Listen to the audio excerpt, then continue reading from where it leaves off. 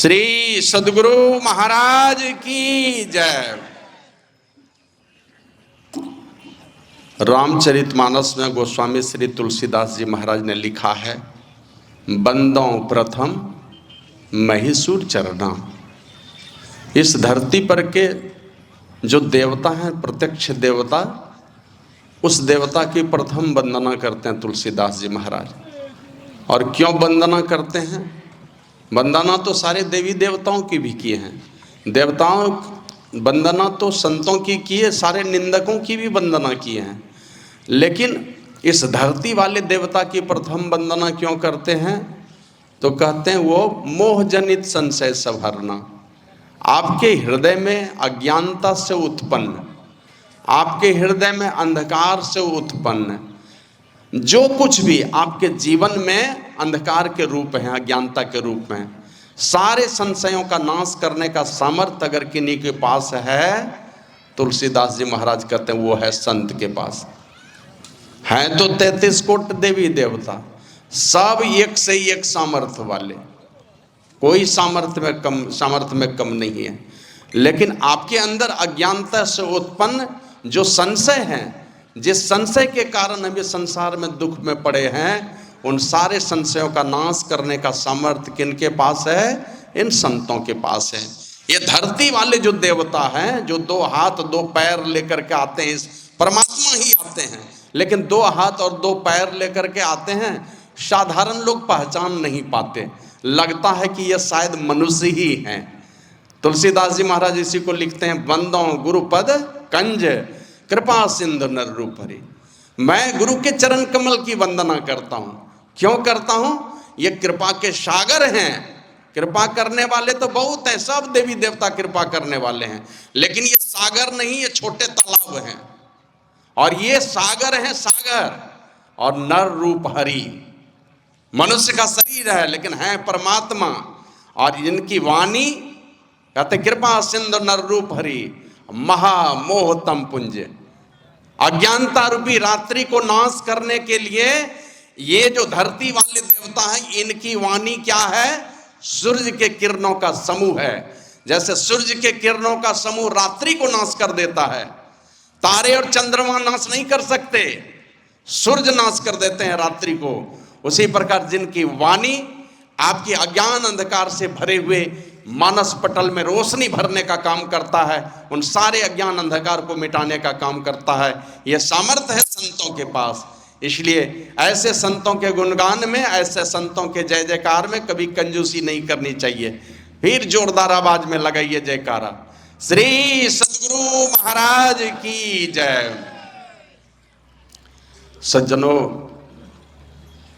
बहुत सारी बातें बड़ाई की होती हैं, और इतनी बड़ाई करते हैं ना, तो ये तो बस जहर पचाने जैसा है। मंच पर बैठिए और अपना गुणगान करवाइए, या कोई करते हैं सद्भावना रख करके दिल में, अगर गुणगान करते हैं, वो गुणगान को पचा पाना तो बड़ी मुश्किल है, ये अभिमान ही पैदा करता है। और बाबा कबीर कहते हैं, जब ते आई मान बढ़ाई, समझो किस्मत फूटी, तो स्वामी स्वामी होवन लागी, लगन राम से टूटी। अभिमान पैदा करता है, जहर पीने के समान है ये मान सम्मान सुन करके उसको पचा पाना। अधिकांश लोग भ्रमित हो जाते हैं, भटक जाते हैं ये मन बड़ाई भले वाले शब्दों को।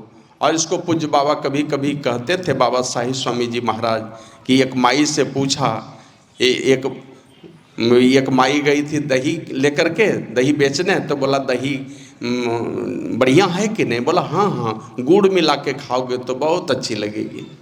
तो कहा ये सब गुड़ मिलाई बातें हैं। लोग कहते नौकरी चाकरी करते थे, छोड़ करके चले आए। अरे हम लोग तो 2 पैसे के नौकर थे, क्या क्या सुनना पड़ता है नौकरी में। हमने सुना एक बार हमारे यहाँ एक डीसी थे गोड्डा में, नाम नहीं बताऊंगा मैं, तो अच्छी बातें नहीं है। उस समय एक कमिश्नर आई थी सुमिता पॉल, और वो डीसी इतना फटकार लगाते थे स्टाफ को, लेकिन पता चला कि ये डीसी जब गए सुमिता पॉल से मिलने के लिए, तो धूप में ये घंटे खड़ा कर दिया डीसी को, डांटे पहले और जाकर के धूप में खड़ा किए 1 घंटा, जो जिला के मालिक हैं। तो हम लोग तो साधारण नौकर थे, नौकरी छोड़े तो क्या, ये धरती, ये तो त्याग और बलिदान से भरी हुई धरती रही है। एक से एक त्यागी महापुरुष आए जिन्होंने ये नौकरी चाकरी की बात तो छोड़ दीजिए, चक्रवर्ती सम्राट जैसे पद पर बैठ करके उस राजपाट को छोड़ दिया और चले गए हैं इसे ज्ञान की खोज में, जहाँ चल करके हमारे सारे दुखों का निवारण हो जाए। तो इसलिए मैं अपनी बातों की शुरुआत यहाँ से करता हूँ कि हमारा ये देश कभी स्वर्ण काल कहा जाता था। हमारे देश का स्वर्णिम युग था वो, जब महाराजा विक्रमादित्य का शासन था। बड़े ही धर्मात्मा उनके भाई राजा भर्तृहरि वैराग्यवा महात्मा बन गए। सौतेले भाई थे राजा भर्तृहरि, वो महात्मा बन गए, राजपाट छोड़ करके चले गए। तो उनके दूसरे भाई राजा विक्रमादित्य राजा बने, लेकिन ये भी बड़े धर्मात्मा थे। वेश बदल करके घूमते थे, घूम करके पता लगाते थे कि हमारे राज्य में किसी प्रजा को कोई दुख तो नहीं है, कोई कष्ट में तो नहीं है। तो इसी तरह एक दिन वेश बदल करके घूम रहे थे और घूमते घूमते एक जंगल में जैसे पहुँचे तो वो देखता है, राजा विक्रमादित्य ने देखा कि एक लकड़हारा पेड़ पर चढ़कर लकड़ी काट रहा है। उसी पेड़ पर एक विशालकाय भालू, बड़ा हट्टा कट्टा भालू उसी डाल पर चढ़ गया, उसी पेड़ पर चढ़ा और उसी डाल पर चला गया जिस डाल पर लकड़हारा बैठकर लकड़ी काट रहा था। अब जैसे भालू को निकट आते हुए देखा, अब आप लोग सोच सकते हैं क्या हुआ होगा। डर के मारे वहीं से कूद गया डाल से ही, और जैसे नीचे कूदा वहीं पर मर गया वो लकड़हारा, पेड़ से नीचे गिरा, मर गया वो। और राजा विक्रमादित्य ने देख लिया उसको, देखा कि वो भालू नीचे उतरा और धीरे धीरे कुछ दूर गया और वो भालू के जगह पर देखा महाराजा विक्रमादित्य ने कि एक लड़की कहाँ से आ गई। भालू अंतर ध्यान में आंखों से ओझल हो गया, चल कहाँ गायब हो गया पता नहीं। उस भालू के बदले में एक लड़की आ गई। अब वो लड़की धीरे धीरे आगे बढ़ती है, कुछ दूर गई, एक चौराहे पे पहुंचती है तो वहां देखा दो भाई बिल्कुल हट्टा कट्टा जवान, और दोनों के पास म्यान में तलवार है। दोनों भाई में बड़ा ही प्रेम है। तो एक भाई कहता है कि भाई मैं आ रहा हूं कुछ भोजन की व्यवस्था करके, तुम यहीं पर रहना। एक भाई चला गया। अब वो लड़की छोटे भाई के पास जाती है और जा कर के कहती है, तुम बड़े ही खूबसूरत हो, तुम मुझसे ब्याह कर लो, तुम मुझे पसंद हो, तुम मुझसे ब्याह कर लो। तो उस लड़के ने कहा कि नहीं, मैं ब्याह नहीं कर सकता, मेरे बड़े भाई से बातें करो। तो वो कहते तुम मेरी बात नहीं सुनोगे, तो ठीक है मैं तुमको अभी बतलाती हूँ। अपने बदन के कपड़े फाड़ लिए, बाल सारे बिखेर लिए और जार बेजार रोने लगी, खूब फूट फूट करके रोने लगी। बड़ा भाई ज्यों ही आया, पूछा क्या बात है भाई। तो छोटा भाई कुछ बोलना ही चाहता था, तब तक में वो लड़की कहती कि नहीं, तुम्हारा ये छोटा भाई झूठ बोल रहा है, तुम्हारे छोटे भाई ने मेरा सील हरण कर लिया, मेरी इज्जत लूट ली। अब इतना कहना था, बड़े भाई ने म्यान से तलवार खींच ली बड़े भाई को काटने के लिए। तो छोटा भाई भी तो जवान था, उसने भी म्यान से तलवार खींच ली। अब दोनों भाई आपस में लड़ गए। बड़ा भाई तो सोचता है छोटे भाई ने गलती कर दी, और छोटा भाई मन ही मन सोचता है कि हमारी कोई गलती नहीं और बड़ा भाई मुझे सजा देना चाहता है। दोनों भाई आपस में लड़ गए। परिणाम क्या हुआ, लड़ कट करके दोनों वहीं पर ढेर हो गए।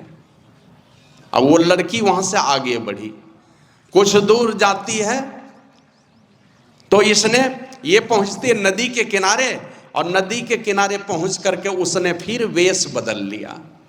अब महाराजा विक्रमादित्य पीछे पीछे जा रहे हैं छिप करके। निकट जाते हैं तो देखते हैं वो लड़की के बदले में एक सांप कहां से हाजिर हो गया। अब उसी समय नदी के किनारे से एक नाव खुली थी, 200-250 लोग उसमें सवार थे। जैसे नाव खुल करके आगे बढ़ी, ये सांप भी, लड़की ने वेश बदला, सांप बन गई और सांप बन करके उस नाव पर चढ़ गई। वो सांप चढ़ गया और जैसे ही सांप चढ़ा नाव पर, तो जिस तरफ से चढ़ा था उस तरफ का सब आदमी डर के मारे नाव के दूसरे तरफ चला गया, डर गया सांप को देख करके।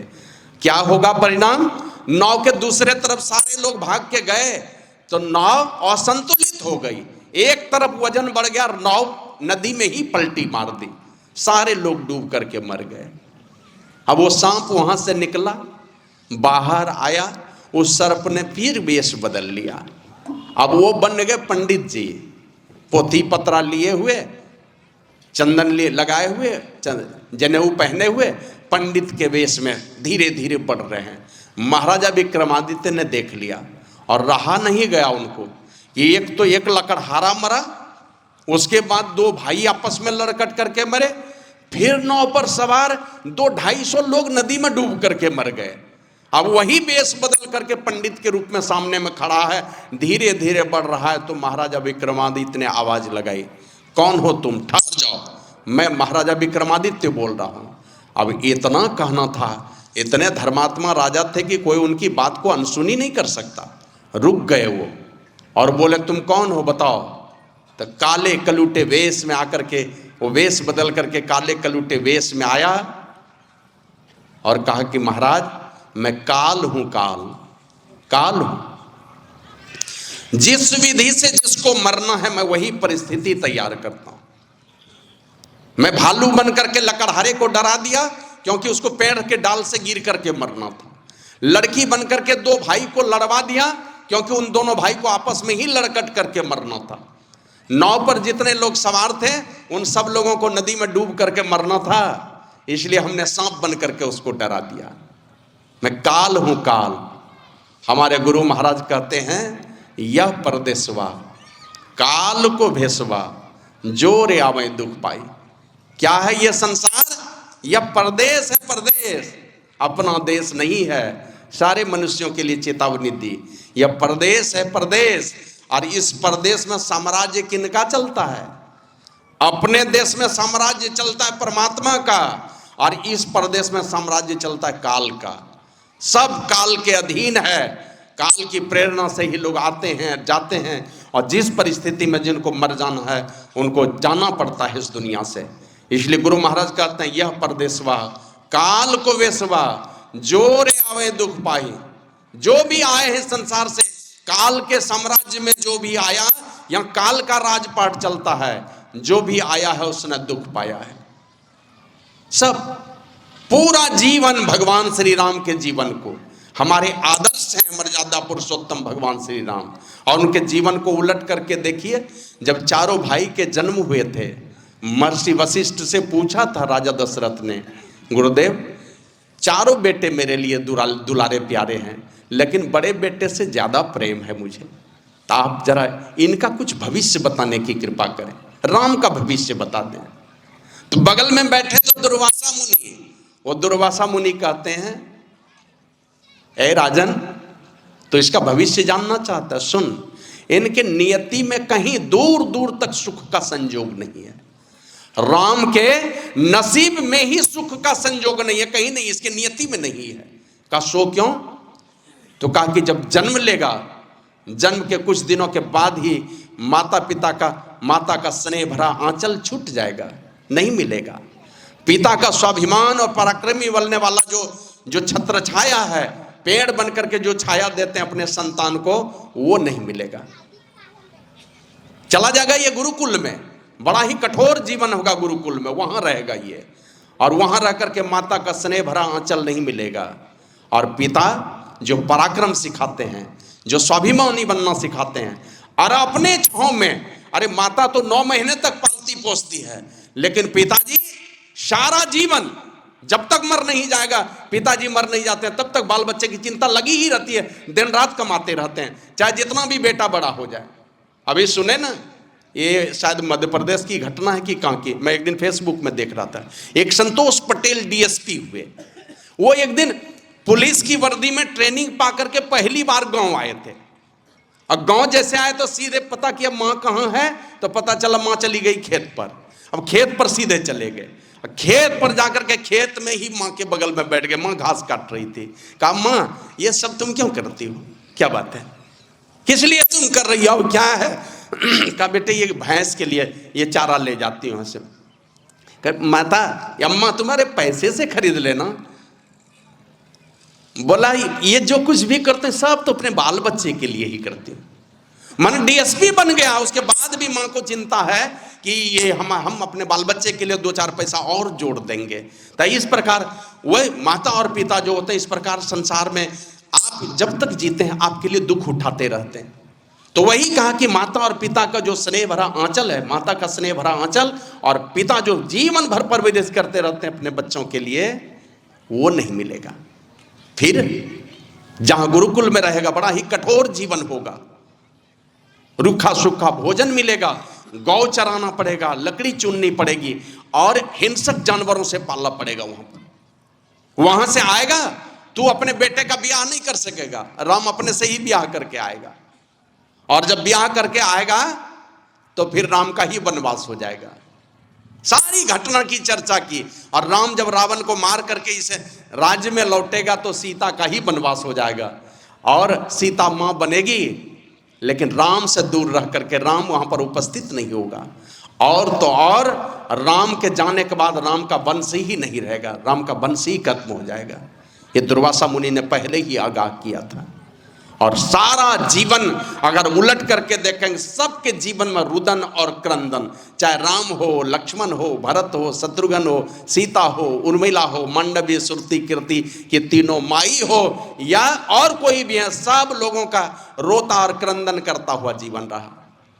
कृष्ण भगवान कितने बार दुखी हुए, कितने चिंतित हुए। गुरु महाराज कहते हैं, यह परदेसवा काल को भेसवा, जोरे आवे दुख पाई, सुधि करो प्यारे हो आपन देश के, अपने देश की सुधि करो। जहाँ क्लेश कछु नहीं, वहाँ पर क्लेश नहीं है, चलना है हमें अपने देश को। अभी सुन रहे थे ना जिस प्रसंग को, कहाँ गए हैं अखंड समाधि में जो रहने वाले देवाधिदेव महादेव हैं, कौन गए हैं? गए हैं ब्रह्मा जी। सृष्टि कर लिए, और सृष्टि करके चिंता हो गई इनको।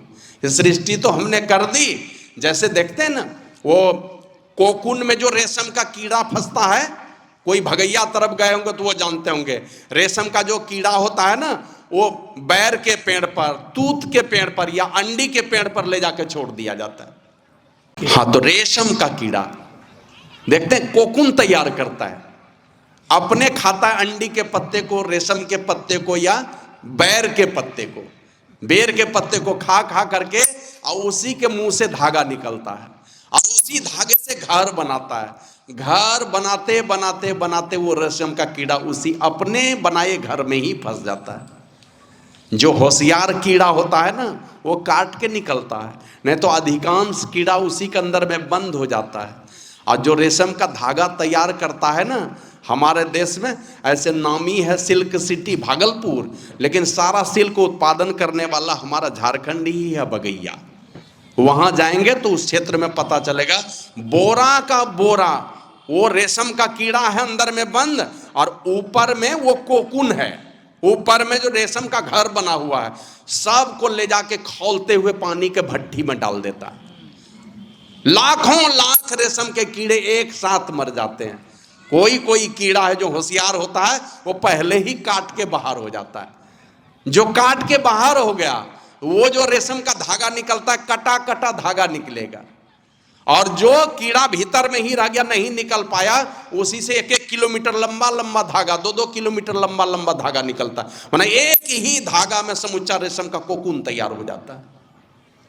फंस गया रेशम का कीड़ा, जैसे अपने ही बनाए घर में फंस जाता है, उसी प्रकार ब्रह्मा जी सृष्टि कर लिए, और सृष्टि करके चिंता हो गई। सारे जीव दुखी हैं, दैहिक, दैविक, भौतिक, तीनों ताप। और कोई कोई देह में तो दुख है ही, देवता भी दुख दे देते हैं। भाग्य जिसको कहते हैं ना, हमरे नसीब में ऐसा लिखा था, तो देवता के प्रकोप, दैव प्रकोप से दुख होता है। जैसे कहीं पर दीवार गिर गया, शरीर में कोई दुख नहीं है, दीवार के बगल में खड़े थे, दीवार ही गिर गया।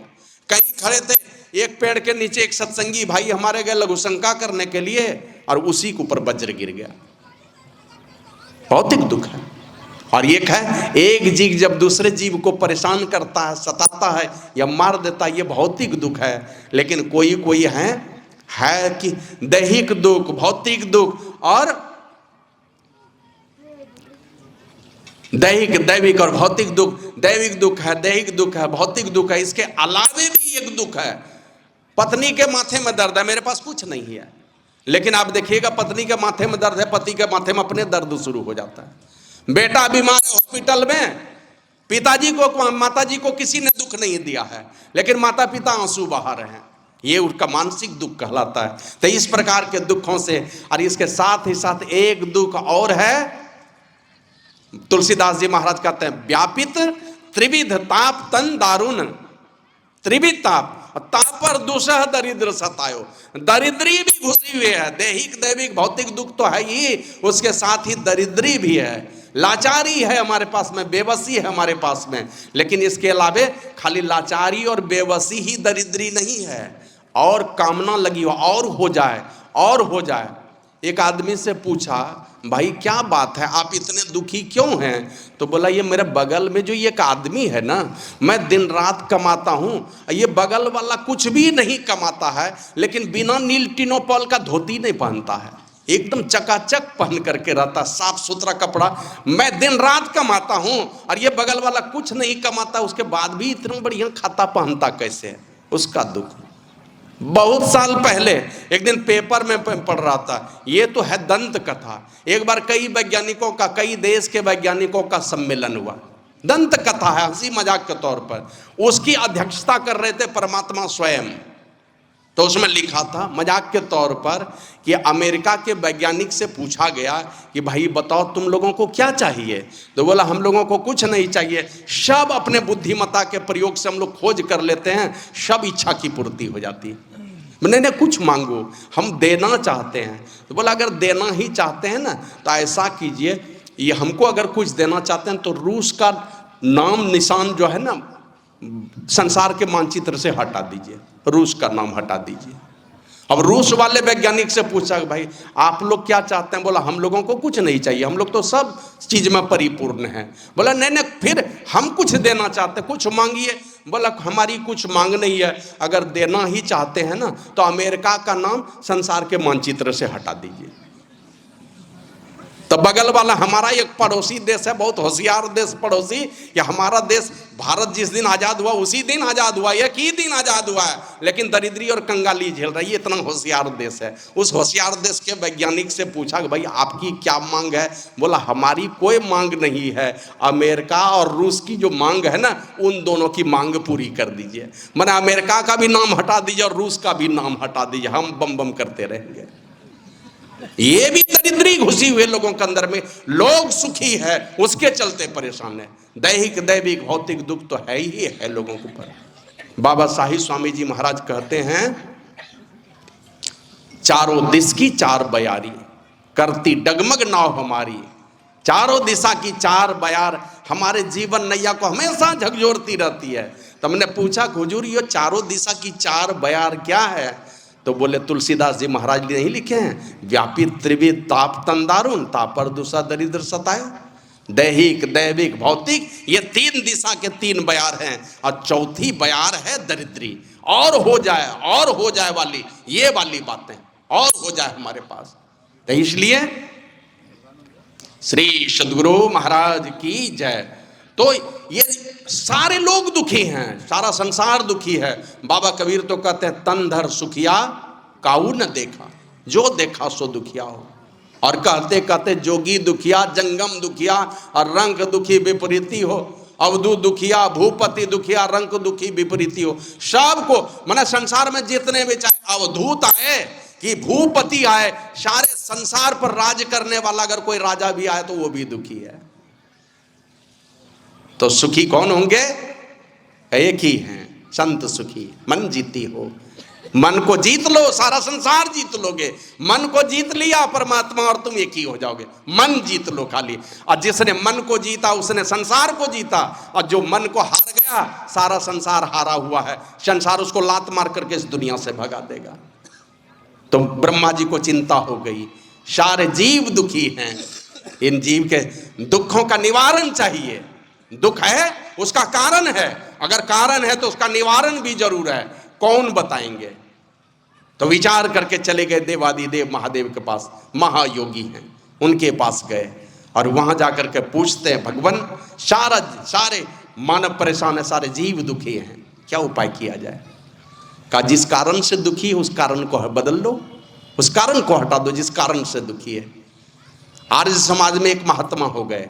ऐसे तो दयानंद स्वामी आर्य समाज में पुरोधा बन करके आए, सर्वश्रेष्ठ बन करके आए।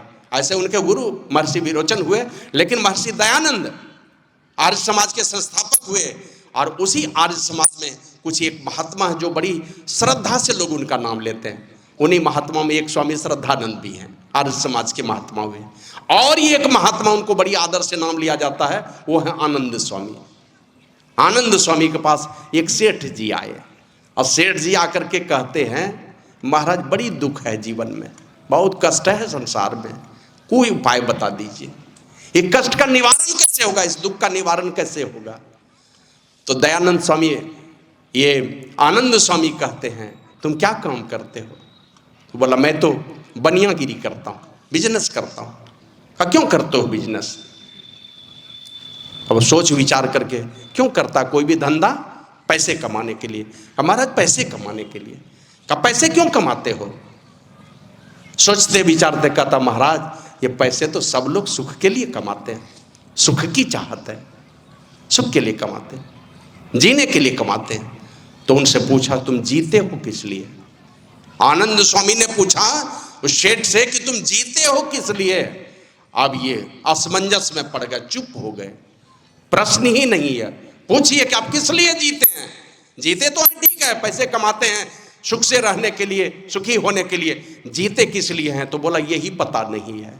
बोला, जीते किस लिए हो इस बात का पता कर लो तो वही तुम्हारे दुख का निवारण हो जाएगा। इसी बात का पता कर लो तुम जीते हो किस लिए, जिस काम के लिए तुम जीते हो तुम्हारे दुख के निवारण का वही उपाय है।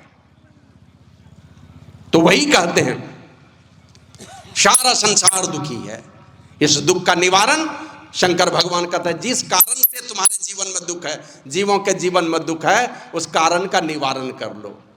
क्या दुख है, क्या कारण है? अभी सुन रहे थे ना, तुलसीदास जी महाराज लिखे हैं, स्वामी मनीषानंद जी महाराज बतला रहे थे, कहते जीव जब ते हरिते बिलगान्यो, जब से ये जीवात्मा परमात्मा से बिलग हो गई। जैसे बच्चा माता पिता से बिलग हो जाता है, रोता है, बिलखता है, आप उसको कुछ भी खाने के लिए दीजिएगा वो बड़ा ही दुखी रहेगा, खाएगा नहीं। जब तक वो माता पिता से मिल नहीं लेगा तब तक उसके जीवन में चैन नहीं है, वो रोता ही रहेगा। उसी प्रकार ये जीव दुखी क्यों है? तुलसीदास जी कहते हैं, जीव जब ते हरिते बिलगान्यो तब ते देह गे नी जानियो। आए बिलग हो करके, इसी को हमारे गुरु महाराज लिखते हैं, फंसी श्रुति आई यम फांसी। हमारी सूरत आई परमात्मा से बिछुड़ करके इस संसार में, आई यम फांसी और अयन सुधि आपनी नासी। अपने अयन की सुधि को भुला दिया। अयन मने निजी घर होता है, अपने अयन की सुधि को भुला दिया और आग सूरत हमारी परमात्मा से बिछुड़ करके आ गई इस संसार में और आकर के जम के फांस में फंस गई। बाबा कबीर को ये हमारे गुरु महाराज इसीलिए कहते हैं, भई भव शोक की वासी। इसी भव जो शोक देने वाला ये भव है, ये भवसागर है, इसी में आकर के फंस गया। भई भव शोक की वासी, कठिन जहां ते उधारा है, जहां से उधार बड़ी कठिन है वहीं आकर के फंस गया।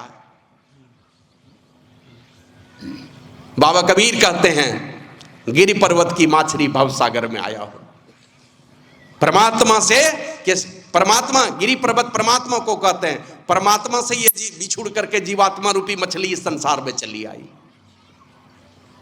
और कहे कबीर धर्मदास से, जम बंसी लगाया हो। जम यहां पर बंसी लगा करके बैठा है फंसाने के लिए आपको। और होशियार इतना है कि फंसता भी है, उसमें फंस भी जाता है। और तो और एक जीव को शंतवानी में आया, मृग मीन भृंग पतंग कुंजर एक दोष भी ना सही। मृग में एक दोष होता है, एक ही चीज का लोभ है उसके अंदर में, मृग के अंदर में दूसरा कोई लोभ नहीं है। क्या लोभ है मृग में? कान की आवाज के चक्कर में फंसता है वो, लोभ है अच्छी बात सुनने की, अच्छे शब्द को सुनने की, और उसी के चक्कर में फंस जाता है। हिरण का जो पैर होता है ना, उसमें हड्डियां मूर्ति नहीं है, वो लचकदार है। और जब शिकारी फंसाने के लिए आता है, जाला बिछाता है और बांसुरी की धुन जब छोड़ता है ना, उस धुन को सुनने में इतना मगन हो जाता है, किसी चीज का ओट ले लिया, कोई पेड़ का कोई डाल का ओट लेकर के सुनने में इतना मगन हो जाता है, सुनते सुनते भाव विभोर होकर के गिरता है। अब वो उठ करके भाग ही नहीं सकता, शिकारी आकर के पकड़ता है उसको। तो हिरन में एक दोष है, सुनने का दोष है, एक लोभ है उसके अंदर में, उसके चलते उसकी जान जाती है। अब भौरे में, भौरा किस लिए जाता है? हो जाता है पराग को चूसने के लिए, रस लेने के लिए, जिह्वा के दोष के कारण उसकी जान जाती है। कमल पर बैठा, रस चूसने के चक्कर में रह गया, उसको पता ही नहीं चला कि शाम हो गई है। कमल की पंखुड़ियां सिकुड़ गई, अंदर में ही बंद रह गया। सुबह हाथी आया, कमल को ही खा गया, चला गया हाथी के पेट में, जान चली गई। एक दिन हम चले आ रहे थे गोड्डा से, ये धमसाई के पास पेट्रोल पंप है, उसी पेट्रोल पंप पे हम लोग अपनी गाड़ी लगाए। तो मेरे गाड़ी में जब डीजल डाल रहा था तो हमने उस आदमी को कहा, अरे देखो देखो देखो आग लग गई। अब इतना बड़ा वेपर लाइट ऊपर की तरफ, ऊपर मुंह कर दिया, वेपर लाइट नीचे रखना चाहिए तो वो ऊपर कर दिया था। तो हमने देखा उससे धुआं निकल रहा पूरा, तो लगा कि शायद करंट के चलते कहीं गड़बड़ी हुई होगी, तो उसमें आग लग गई है। तो डीजल भरने वाला आदमी क्या कहता है कि बाबा वो आग नहीं लगी है। तब का वो वेपर लाइट जो है ना, उसका ऊपर वाला जो शीशा है पूरा गर्म है, और छोटा छोटा पतंगा वो अंदर में जो लाल रोशनी देखता है ना, उसको जाता है खाने के लिए, खाने जाता है, और उसको और जाता है, उसको पकड़ना चाहता है, और उसी के चलते शीशा में सट करके धुआं उड़ जाता है उसका, सब जल जल करके मरता चला जा रहा है। उसी प्रकार हाथी का स्पर्श का सुख लेने के लिए उसकी जान चली जाती है। मृग, मीन और मछली की जान जाती है, किस लिए? तो बंसी में थोड़ा सा चेरा डाल दिया, या तो केचुआ डाल दिया, या आटा डाल दिया, उसी के लोग वही खाने के चक्कर में, जिह्वा के दोष में उसकी जान चली जाती है। तो हर एक एक विषय का लोभ है उसके अंदर में। लेकिन ये मनुष्य जो है ना, इसके लिए रूप है, रस है, गंध है, स्पर्श है, शब्द है, सब पांचों विषय का लोभ है इनके पास। अब कितना है कहा नहीं जा सकता। जबकि आज तक सारे महापुरुष एक ही बात बतलाते रहे, इन पांचों विषयों के चक्कर में पढ़ करके आज तक कभी तृप्त हुआ ही नहीं है, कोई नहीं तृप्त हुआ। तृप्ति पाने की कामना लेकर के बूढ़े हो करके मर जाते हैं, आज तक कोई तृप्त नहीं हुए हैं, फिर भी लोग उनके पीछे लगे हुए हैं। बाबा कबीर कहते हैं, गिरी पर्वत की माछली भव सागर में आया हो, और कहे कबीर धर्मदास से जम बंसी लगाया हो। जम ने बंसी लगा करके रखा है, और उसी बंसी में फंसा करके रूप, रस, गंध, स्पर्श और शब्द का चेहरा डाल करके जीव को फंसाने का काम करता है जम, और उसी में फंस करके अब यहां बिलख बिलख करके रोता है और दुख उठाता है, झंझावात यहां का झेलता है। हमारे गुरु महाराज कहते हैं, जेठ सूरत हेठ उतरी, हमारी सूरत कहां उतर गई? नीचे उतर करके चली आए। जेठ सूरत हेठ उतरी और पिंड में वासा करी। सूरत हमारी परमात्मा के साथ, वो आकर के पिंड में वासा कर लिया, इस शरीर में आकर के निवास बना लिया, पिंड में वासा करी। अब भूल गई घर आदि अपना, भव में सब सुधी गई हरी। इस संसार में आकर के अपनी ही सुधी हिरा गई। तुलसीदास जी महाराज वही कहते हैं, जीव जब ते हरि ते बिलगान्यो, तब ते देगे निज जान्यो। इसी शरीर को घर मान लिया और माया बस स्वरूप बिसरायो। माया के वशीभूत हो गई ये जीवात्मा, थी परमात्मा के साथ, मायातीत परमात्मा के साथ ये जीवात्मा थी, और वह उसमें अगर भाव हुआ, उनमें मौज हुई कि मैं एक हूं बहुत हो जाऊं, अब बहुत होने की मौज हुई परमात्मा में, हम परमात्मा से विलग हो गए और यहां आए, इस प्रदेश में आकर के टिक गए, और इस प्रदेश में आकर के इसी शरीर को हमने अपना घर मान लिया। माया बस स्वरूप बिसरायो, तई भ्रमते नाना दुख पायो। अपने स्वरूप को भूल गए। जैसे अभी सुन रहे थे रामधारी बाबा से, बिन सदगुरु नर रहत भुलाना, खोजत फिरत राह नहीं जाना।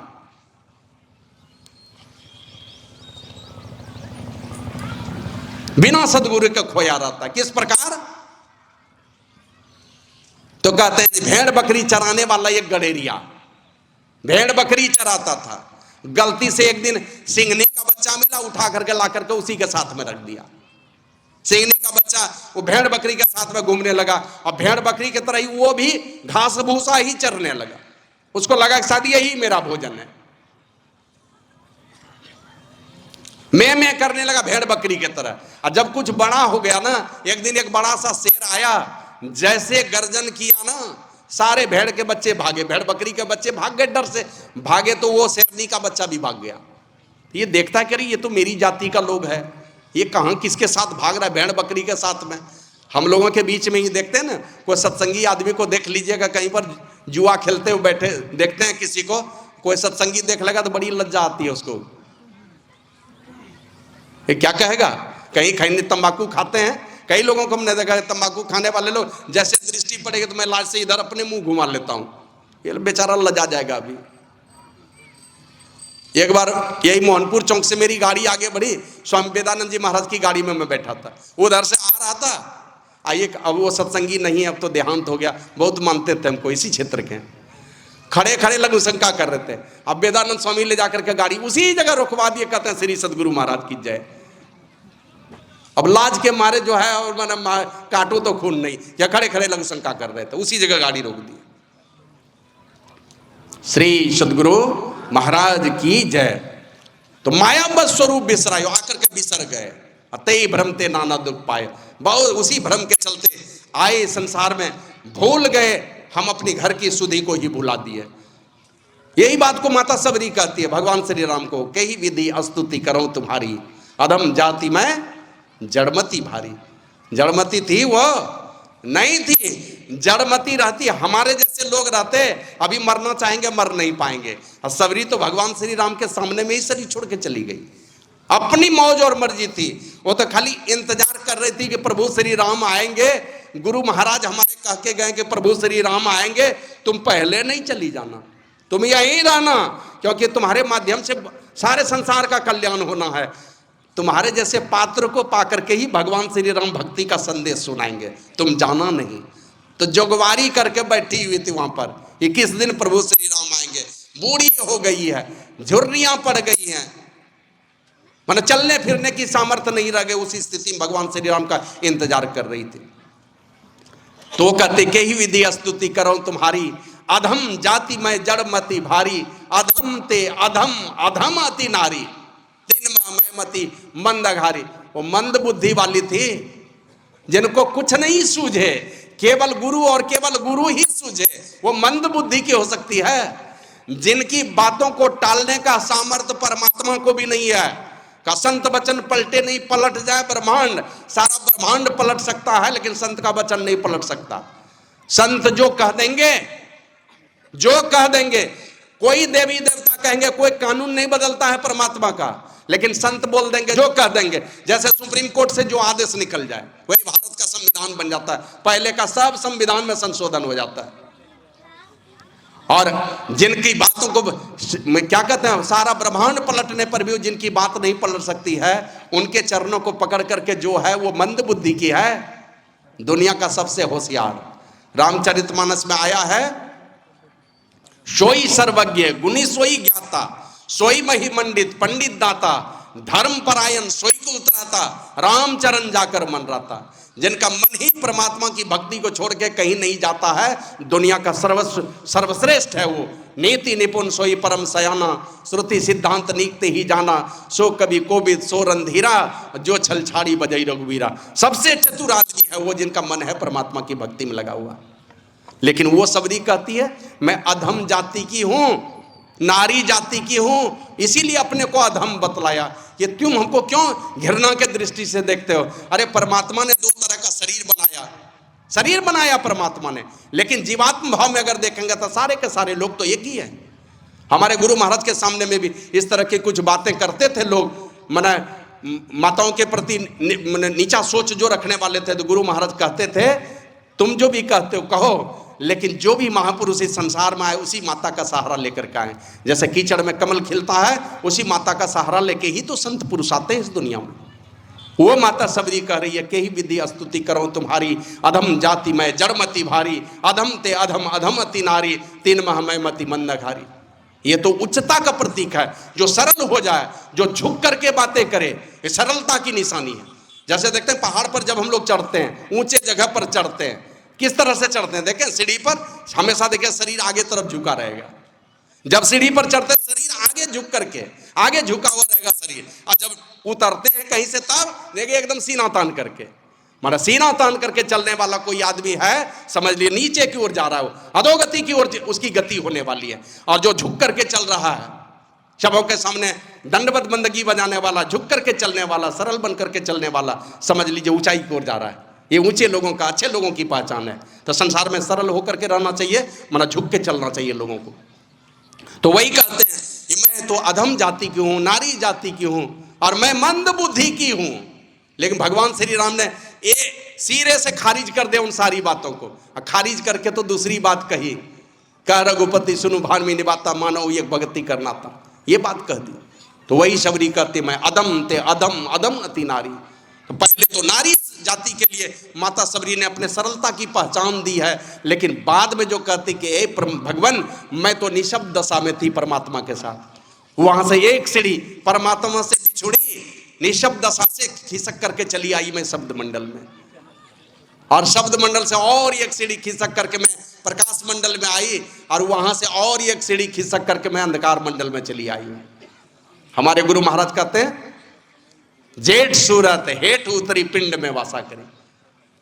उतर गई हमारी सूरत, हमारी जीवात्मा नीचे उतर करके चली आई और पिंड में वासा करी। भूल गई घर आदि अपना, भाव में सब सुधी गई हरी। इस संसार सागर में आकर के परमात्मा के माया का पसार इस प्रकार का कि हम सब भूल गए, भाव में सब सुधी गई हरी। इसलिए गुरु महाराज सचेत करते हुए जीवात्मा को कहते हैं सूरत चेत अचेत छोड़ो। ए मेरी जीवात्मा तुम अचेत अवस्था को छोड़ो। गुरु महाराज लिखे न क्या सोबत गफलत के मारे, जाग जाग मन मेरे, अंत काल संगी ना होगा, संग न चल को तेरे। यह धन धाम कुटुंब कबीला सब स्वार्थ के चेहरे, अपने अपने सुख के साथी हेर न को सुख तेरे। चेतावनी देते हैं अपनी जीवात्मा के माध्यम से दुनिया के लोगों को। वो कहते हैं सूरत चेत अचेत छोड़ो, तुम अचेत अवस्था को छोड़ो और सचेत हो जाओ। तू शिखर की वासनी, तू तो परमात्मा के पद की वासनी है, और माया में मगनो नहीं या आहे दारुण फांसनी। माया में मगन मत हो, ये बहुत दुख देने वाली है, दारुण दुख देने वाली है, बहुत कष्ट देने वाली है। जिसने भी इस माया को पकड़ा इस संसार में दुख पाया है। और आषाढ़ तम अति गाढ़ में नीचो पड़ी रही सूरती। ऐ मेरी सूरत आज भयंकर अंधकार में तुम आकर के पड़ गए हो। आषाढ़ तम अति गाढ़ में नीचो पड़ी रही सूरती, उद्धार कर निज गुरु दयाले हेर प्रभु बिंदु मूर्ति। उद्धार करो अपना, कैसे? निज गुरु दयाले, अपने गुरु की दया ले लो, अपने गुरु की कृपा ले लो और अपना उद्धार करो। कैसे करोगे उद्धार? तो कहते हेर प्रभु बिंदु मूर्ति। प्रभु के मूर्ति को, जो बिंदु रूप मूर्ति है परमात्मा की, उसको हेरो, मन टकटकी लगा करके ताको। और हमारे गुरु महाराज जी कहते थे परमात्मा के धाम में पहुंचाने के बहुत सारे साधन हैं, लेकिन ये दोनों साधन को छोड़ करके अगर तुम गिनोगे, कोई साधन नहीं है जो तुमको परमात्मा के महल में पहुंचाएगा। कौन है? दो सहारा, वो है बिंदु और नाद का सहारा। यही दोनों सहारा परमात्मा के पास पहुंचाएगा, इसके अलावा कोई सहारा नहीं है तुमको परमात्मा के पास पहुंचाने का। आप देखते हैं ना, राजा दशरथ ने सहारा माना। जिस बेटे के लिए कहा था ना कैकेयी को कि कैकेयी तुम भरत को वनवास देना चाहती, ये भरत को राज देना चाहती हो, ये पहली मांग तो ठीक है, लेकिन दूसरी वाली जो मांग है कि राम को वनवास दे दो, ये मत दो, ये मत दो, उसको रहने दो।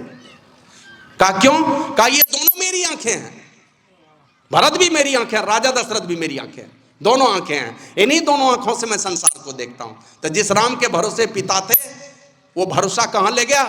पुत्र के प्रति जो भरोसा था बाप का, वो भरोसा कहां लेकर के गया? स्वर्ग लेके। राम राम कही राम कही, राम राम कही राम, तनु परि हर रघुवर वीरा राव गए सुरधाम। राजा दशरथ पुत्र का मोह रखे थे, पुत्र का भरोसा रखे थे। ये मेरी आंखें हैं, उसका भरोसा रख करके जाकर के स्वर्ग में बेड़ा लटक गया। और सबरी ने किनका भरोसा किया? अपने गुरु का, मतंग मुनि का भरोसा किया। एक और एकमात्र भरोसा किया तो उन्होंने गुरु का भरोसा किया, मतंग मुनि का भरोसा किया। सबरी कहां गई? किसी का भरोसा नहीं था, गुरु का भरोसा था। हमारे गुरु महाराज लिखते हैं बिना गुरु की कृपा पाए नहीं जीवन उधारा है। और अंतिम में कहते हैं गुरु की नित्य कर पूजा, जगत इन सम नहीं दूजा, मैं ही को आन नहीं सूझा, फकत गुरु ही आधारा। फकत मेरा कोई उसके साथ में मिला जुला करके। अधिकांश सत्संगी को देखिए ना, गुरु महाराज को सजा लिए हैं और उनके बगल में किनको सजाएंगे जानते हैं ना?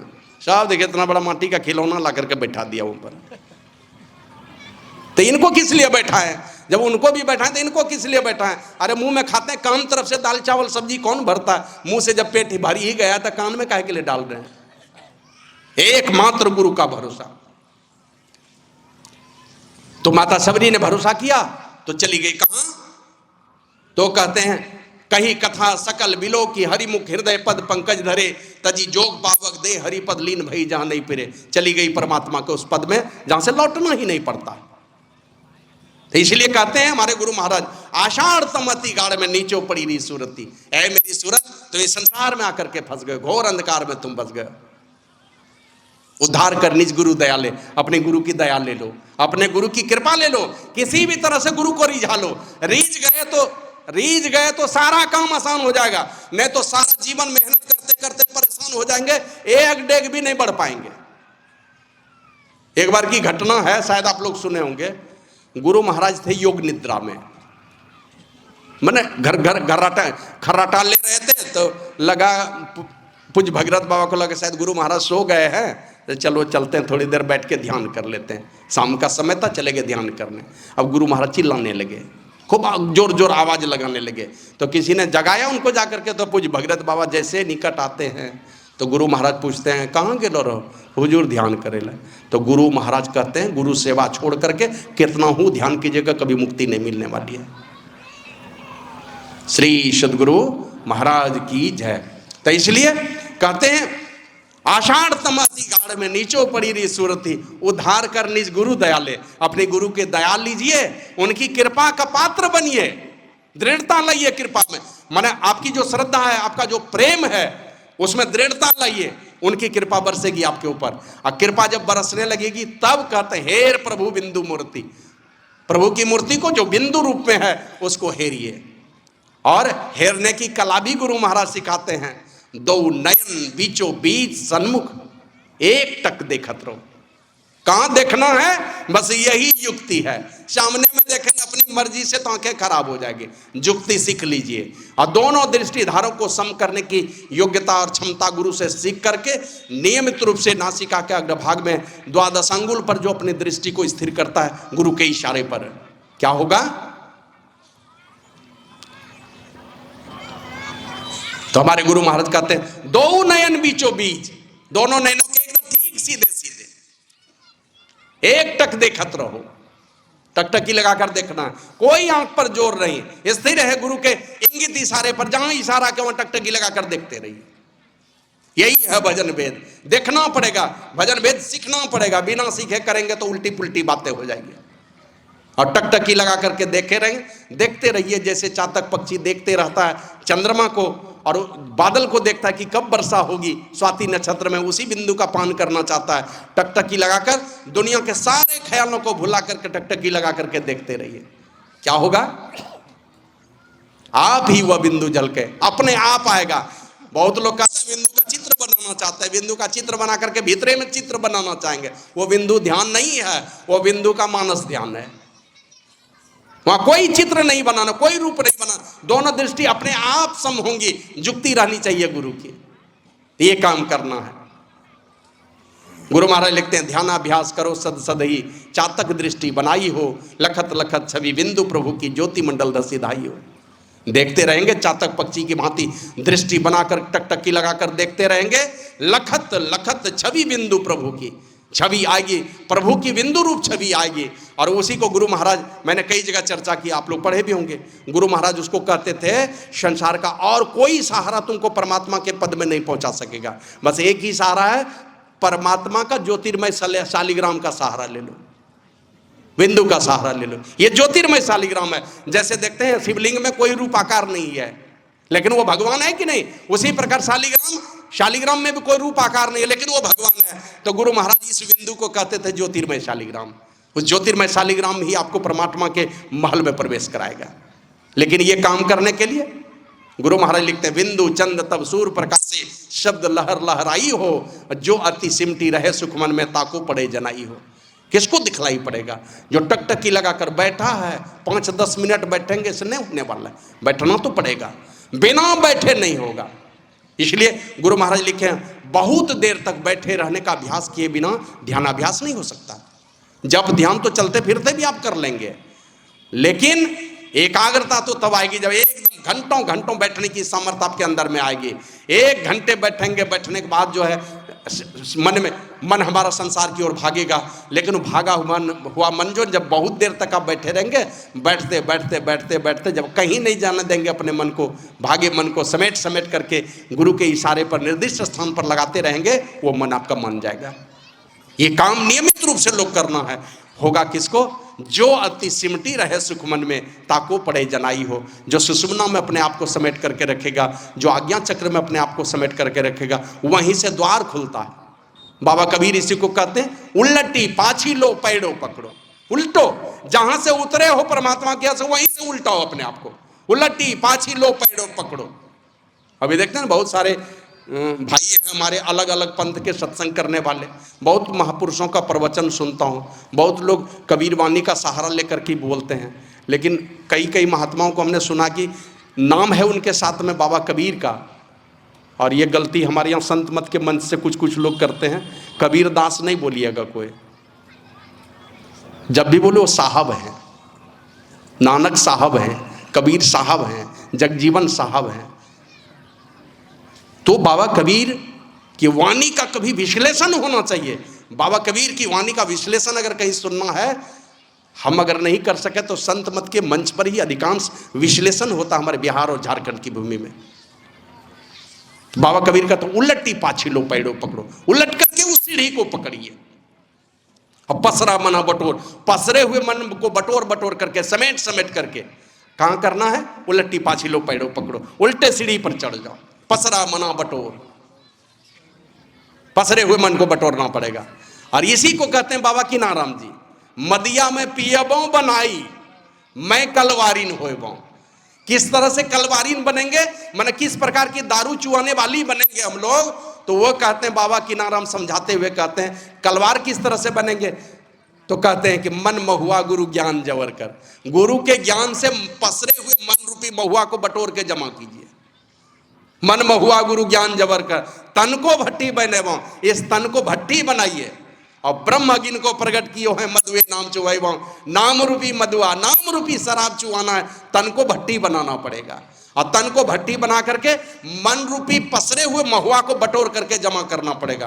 कैसे करेंगे? का इसी के लिए गुरु के ज्ञान के द्वारा।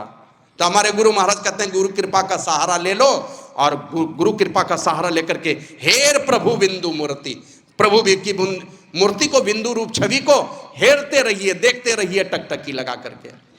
वही शंकर भगवान कहते हैं अगर चाहते हैं, जीव दुखी है, जिस कारण से दुखी है, उलट करके परमात्मा के पास इस निशब्द दशा से शब्द मंडल में, शब्द मंडल से प्रकाश मंडल में, प्रकाश मंडल से अंधकार मंडल में चली आई हमारी सूरत, तो उल्टो यहां से सहारा लो। हमारे गुरु महाराज कहते हैं तम प्रकाश अरु शब्द निशब्द की कोठरी, चारों कोठरिया आही अंतर घट कोठरी। तू उतरी पड़ियो तम माई पीब निशब्द में, यही ते परी गयो दूर चलो निशब्द में। परमात्मा निशब्द में है, हम अंधकार मंडल में उतर करके चले आए। का उल्टो यहां से। और उलटने के लिए इसी के लिए कहते हैं सत्य पुरुष एक बसे 25 निशिता सो करो निहोर, उसे निहोरा करो, आवे दर्द रात तो इलावे तब पहियो निजोर। उनको दर्द हो जाएगा तब इशारा करके पकड़ा देगा, उधर चलने लगोगे, उधर की यात्रा तुम्हारी शुरू हो जाएगी। तो इसलिए कहते हैं दोनों बातों को जानना होगा। योग हीनम कथम ज्ञानम मोक्षतम भक्ति भो, योगोपि ज्ञान हिनस्तु ना छमो मोक्ष कर्म दे, तस्मात् च ज्ञानम च योगम च मुमुक्षु दृढ़ अभ्यसेत। मुमुक्षु को क्या करना चाहिए? माना जो आत्मज्ञान का चाहत रखने वाला लोग है, अपने आत्म तत्व को जानना चाहता है, उस मुमुक्षु को चाहिए ज्ञान और योग दोनों का सहारा। ज्ञान के बिना भगवान बुद्ध ने कहा ध्यान नहीं, ज्ञान के बिना ध्यान नहीं है, ध्यान के बिना ज्ञान नहीं। जब तक आपके पास ये ज्ञान नहीं है कि हम किन से योग करेंगे, उनका स्वरूप क्या है, उसकी विधि क्या है, ये ज्ञान चाहिए। और ज्ञान पा करके हमारे गुरु महाराज कहते हैं सदगुरु कृपा की आसना, और आस है तो क्या करता जो नित अभ्यास, ना विश्वास है तो क्या। बहुत विश्वास है लेकिन रोज दिन अभ्यास नहीं है। ये नाथनगर वाले बाबा क्या नाम है, स्वामी ज्ञानानंद, उनको छोटे लाल बाबा के नाम से जानते थे। एक बार गए गुप्पा घाट, और गुप्पा घाट जैसे गए हैं, जैसे ही बरामदे पर चढ़े प्रणाम किए तो अंदर से आवाज आती है कौन, तो बोलते बोलते पहुंच गए गुरु महाराज के कमरे की तरफ। और वहाँ जा करके गुरु महाराज को कहते हैं, हुजूर जी हम छोटे लाल। तो गुरु महाराज कहते हैं, आप राम दल में रहना चाहते हैं कि आप रावण दल में रहना चाहते हैं कि आप गुरु दल में रहना चाहते हैं? और सोचने लगा क्या करूं। तो तुरंत एक बात याद आ गई, हरि रूठे गुरु ठौर है, गुरु रूठे नहीं ठौर। गुरु नाराज होंगे तो कहीं ठिकाना नहीं है, परमात्मा रूठेंगे तो गुरु मना लेंगे किसी तरह। काकभुसुंडी जी की कथा देखे ना, शंकर भगवान की पूजा करते थे गुरु जी से दीक्षा लेकर के। सैब गुरु से दीक्षा लिया था, शंकर भगवान का ध्यान कर रहे थे, मंदिर में पूजा कर रहे थे। गुरु जी आए तो उठ करके सम्मान नहीं किया, प्रणाम नहीं किया। तो आकाशवाणी हुई कि अरे अभिमानी शूद्र, तो गुरु का अपमान करते हो, मैं तुझे सजा नहीं दूंगा तो वेद मार्ग भ्रष्ट हो जाएगा। सजा दिया कि तुम सर्प के तरह पड़े हो अजगर के तरह, तो अजगर जोनी में चले जाओगे। तो छोटे लाल बाबा मन ही मन सोचते हैं, परमात्मा रूठेंगे तो गुरु मना लेंगे। गलती अगर कुछ हो गई ना तो गुरु जी से जाकर के कहेंगे, गुरुदेव हमसे गलती हो गई है। देखते हैं कुछ किसी हाजिरी में नहीं जाते कोर्ट में, वकील जाकर के अपने जज से निहरा करके मनवा लेता है कि नहीं गलती हो गई, हमारा क्लाइंट जो है ये हल जोतने में रह गया, उधर फसल बोने का लगाने का समय था, कुछ से कुछ बल करके जज को रिझा लेता है। हरि रूठे गुरु ठौर है, गुरु रूठे नहीं ठौर। झट से कहा कि हुजूर हम तो गुरु दल में रहना चाहते हैं। कहा तब तो आप बच गए। माने गुरु महाराज लिखते हैं, पिंगल दहीन गंग सूरज इंगल चंद जमुन बाई, दाहिनी धारा गर्म धारा गंगा की धारा, ये चंद्रमा की धारा, ये ठंडी धारा बाई धारा। और सरस्वती सुषमन बीच चेतन जलधार नहीं, बीच में जो सरस्वती की धारा ये चेतन जल धारा है, यही निर्मल चेतन मंडल में पहुंचाएगा। इस चेतन धारा में जब आप डुबकी लगाएंगे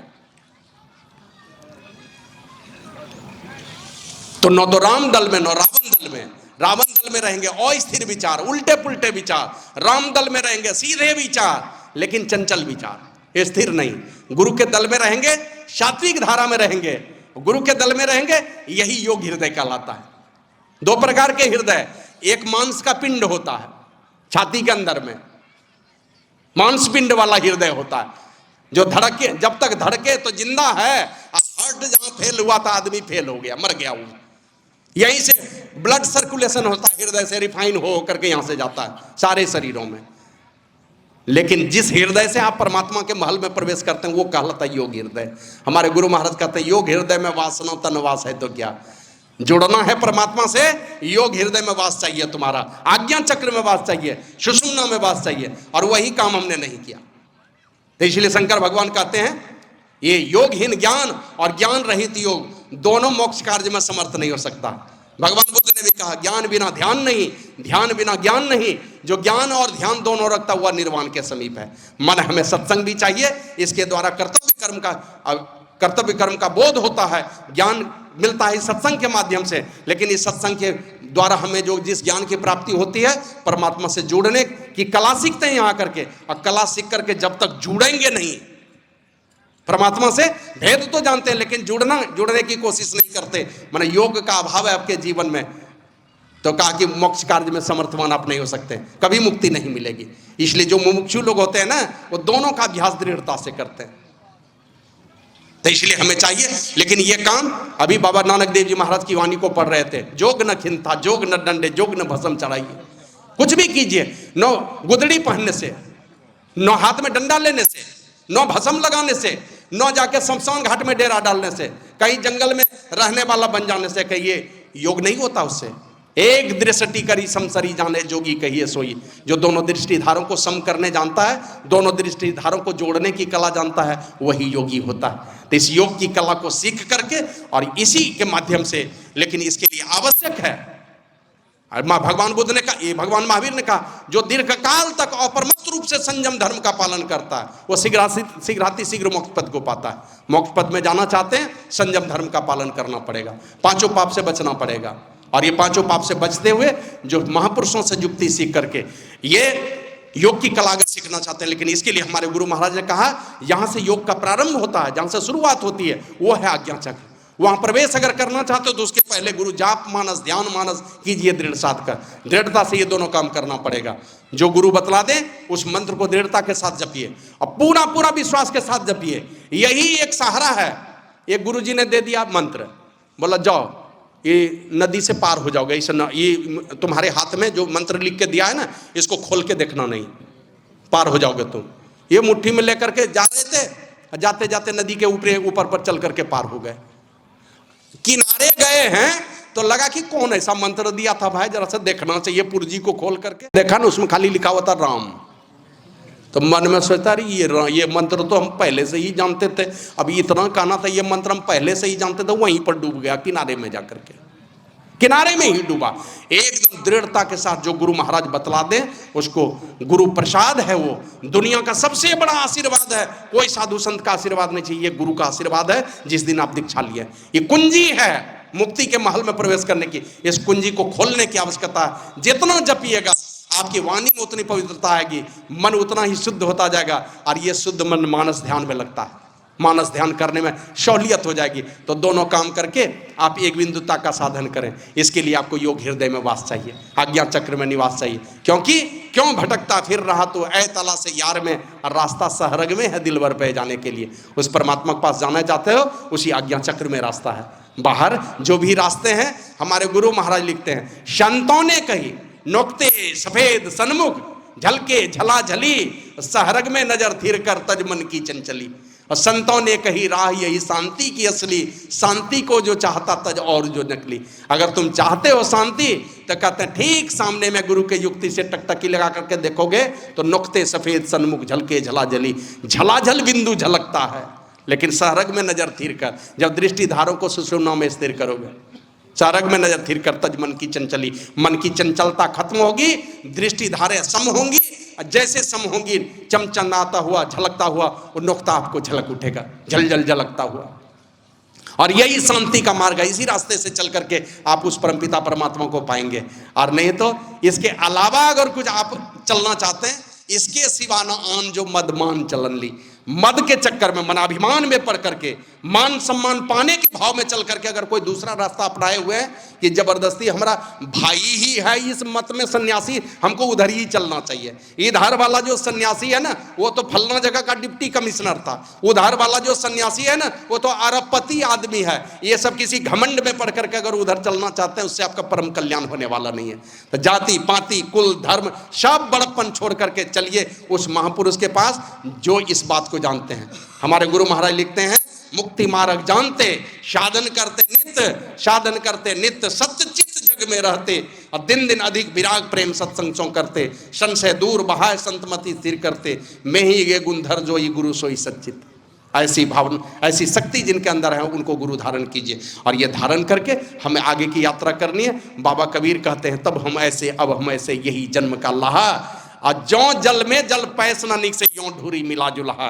ये जुल्हा जो है ढुरक करके, जिस प्रकार जल जल में मिल जाता है, लोटा का जल आपने डाल दिया किसी सागर में जाकर के, उस लोटे के जल को निकाल नहीं सकेंगे। उसी प्रकार हम ढुरक करके जहां पर थे अंधकार मंडल में थे, यहां से ऊपर उठ गए, प्रकाश मंडल में गए, शब्द मंडल में गए, निशब्द दशा में खिसकते चले गए, जाके परमात्मा मिल गए। उसी प्रकार जो जल में जल पैसनिक से, जैसे जल में जल मिलने पर अलग नहीं होता, उसी प्रकार हमने तब हम ऐसे अब हम ऐसे, पहले परमात्मा के साथ थे, फिर गुरु का प्रसाद और साधु की संगति में रह करके हम ये युक्ति साधन को किए, और साधन करके उसी परमात्मा बमने को मिला दिए।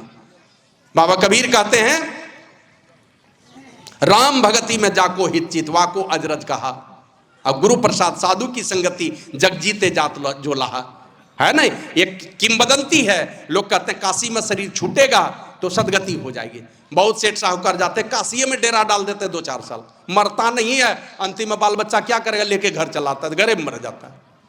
तो बाबा कबीर कहते हैं, ए भगवान, अगर काशी में शरीर छोड़ करके मुक्ति मिलेगी, काशी में शरीर छोड़ करके, काहे के लिए राम की भक्ति करेगा। मैं इसके विरुद्ध चलूंगा, मैं जाकर के मगहर में शरीर छोड़ूंगा। उसी जगह एक जगह है मगहर, जहां कबीर साहब की समाधि है। वो मगहर के विषय में कहावत है, वहां जो शरीर छोड़ता है उसकी अधोगति हो जाती है। बोले कि मैं जाऊंगा मगहर में ही शरीर छोड़ूंगा। अगर यहां शरीर छोड़ने से मुक्ति हो जाए तो काहे के लिए राम की भक्ति करेगा। और हम राम की भक्ति किए और काशी में शरीर छोड़ेंगे, जाके मगहर में शरीर छोड़ेंगे। तो जस काशी तस मगहा सर हृदय राम जो होई। अगर परमात्मा की भक्ति करके उस परमात्मा को अपने आप में प्रकट कर लिया तो काशी और मगहर दोनों में कोई अंतर नहीं है। जंगल में मर जाइए, कीड़ा मकोड़ा खा जाए, कि घर में मरिए, अग्नि संस्कार करके खूब राम नाम सत्य करके खूब भुज भंडारा कर दे, कोई अंतर नहीं पड़ता है।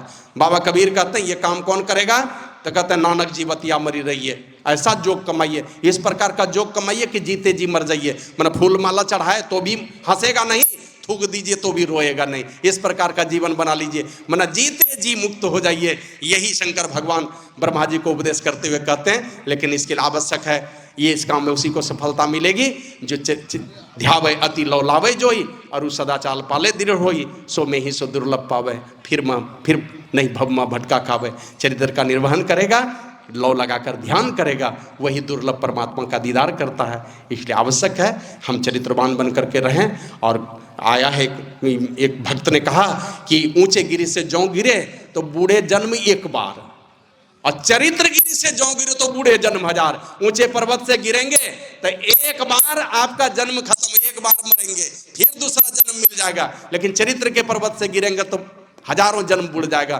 तो बढ़िया चरित्र वाला बन करके रखिए, समाज में रहिए, सब लोगों के साथ प्रेम भाव में रहिए, सबको एक दूसरे को देवी देवता के भाव में देखिए। पराई माँ बहन जो भी हैं, उम्र में छोटी हैं तो बेटी हैं, उम्र में समान है तो बहन है, उम्र में बड़ी है तो माँ है। तो इस प्रकार का भाव रखिए। पर पुरुष के प्रति भी इसी प्रकार का सोच रखिए। उम्र में छोटा है तो बेटा है, उम्र में समान है तो भाई है, उम्र में बड़े हैं तो पिता हैं। इस भावना में संसार सजे, नारी का सम्मान हो, बेटी का सम्मान हो। और अभी तो एक दिन हमने सुना, आज ही मैं पढ़ रहा था, झुग्गी झोपड़ी में राजस्थान में एक जगह है श्री गंगानगर। गंगानगर में रेलवे स्टेशन के बगल में एक झोपड़ी में रहती थी जो माँ दूसरे जगह झाड़ू बहाड़ू करती थी, उसकी बेटी अभी IAS अफसर बनी है। तो बेटा और बेटी दोनों को एक समान शिक्षा का सर दीजिए, पढ़ाइए लिखाइए, और प्रेम भाव में रह करके संतों से युक्ति सीख के खान पान की शुद्धि रखिए, और नियमित रूप से संतों के बताए मार्ग पर चलिए। नहीं चलेंगे परिणाम बड़ा ही बुरा आने वाला है। संत सूरदास जी महाराज कहते हैं, नर बपुधर जो जन नहीं गुरु के, जम के मार्ग जइहें। सूरदास भगवंत भजन बिनु बिरथा सो जन्म गमइहें। संसार सजाना है, लेकिन गुरु के चरण शरण का सहारा लेकर के रहिए, परिणाम सुखद आएगा। शरीर छूटेगा तो अधोगति के शिकार नहीं होंगे, जाएंगे उत्तम स्वर्गलोक, लौटेंगे तो बढ़िया कुल परिवार में जन्म होगा। इसी निवेदन के साथ मैं अपनी वाणी को विराम देता हूँ। बोलिए प्रेम से श्री सद्गुरु महाराज की जय।